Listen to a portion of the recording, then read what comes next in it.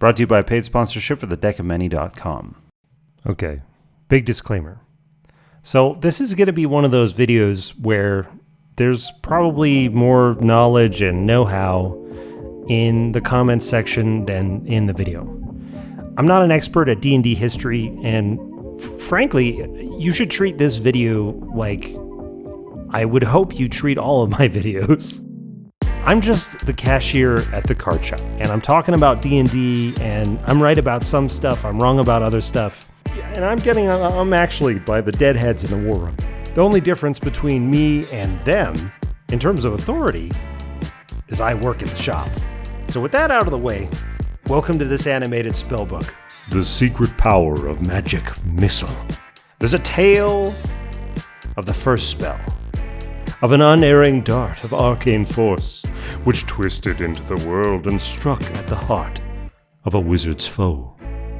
And this spell was named Magic Missile. Well, it was called that later. And also it wasn't unerring. And it wasn't a spell. And it wasn't a dart. It was a fireball or a lightning ball. None of that really matters except to point out that the word missile in Magic Missile is actually just a relic from older editions. In fact, it goes all the way back before D&D. In Chainmail, D&D's precursor, making missile attacks was just a stage of combat in which you discharge smaller ranged weapons. So throwing a rock was a missile, an arrow was a missile, a bullet was a missile, but something like a cannonball would be artillery and would be a different kind of range attack in a different stage.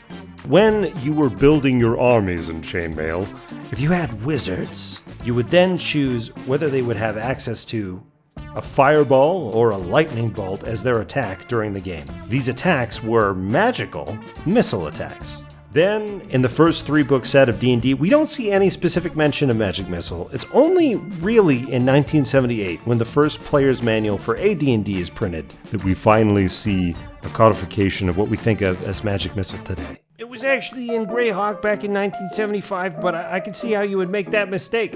I'm with a customer. Anyway, it says, it, quote, creates one or more magical missiles which dart forth from the magic user's fingertip and unerringly strike their target. Each missile does 2 to 5 hit points, d4 plus 1 of damage. There are descriptions on how magic user level correlates to the number of missiles, but it's actually shocking how similar it is to the 5th edition description. It's only changed a little, even though the systems have changed a lot. Quote, you create 3 glowing darts of magical force. Each dart hits a creature of your choice that you can see within range. The dart deals 1d4 plus 1 force damage to its target. The darts all strike simultaneously, and you can direct them to hit one creature or several. You can see in the intervening 36 years, there have been some questions that needed to be answered in the text. But a lot of this you could have interpreted as the same from the first reading. The systems have definitely changed. In 5e you can upcast to create more darts, but it's still an unerring bolt. It hits unless the target casts shield, which by the way has its own legacy. And maybe more weirdly, it still does exactly the same amount of damage. Anyway, you didn't come here for history, you came here to figure out how to fuck over Alaria's NPC wizard next week. Get back in the room! Listen, there are lots of reasons to pick Magic Missile, primarily reliable damage, because you don't have to roll to attack. But a lesser known or lesser celebrated feature of Magic Missile is its ability to fuck up concentration. Whenever you're concentrating on a spell and you take damage, you need to make a concentration save with a DC of 10 or half the value of the damage, whichever's higher. Since each bolt is a separate piece of damage, each one forces a concentration save. And if you make someone make a bunch of saves, they're eventually going to fail one of those saves. So the next time the great Desbilabub casts Dance Macabre and shows up with 5 skeletons against the players, you hit his ass with a few choice missiles and watch Larry openly weep as a 5th level spell slot evaporates. Thanks for watching this. This was one of the longest episodes that I've ever animated start to finish.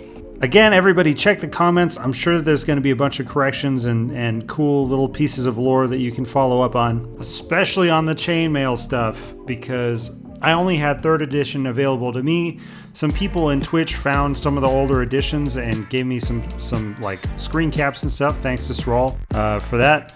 And yeah, shit. Have a happy weekend, I guess, everybody. And thanks to my sponsor. Brought to you by, among other things, a paid sponsorship for thedeckofmany.com. This year, they're starting their Black Friday sales early, so tons of stuff is on sale: animated spell cards, Humblewood, Griffin Saddlebag, Cena, Una, and more. Also get free shipping to the US and Canada when you spend $50 or more with the code Z2020 at checkout. Links in the description.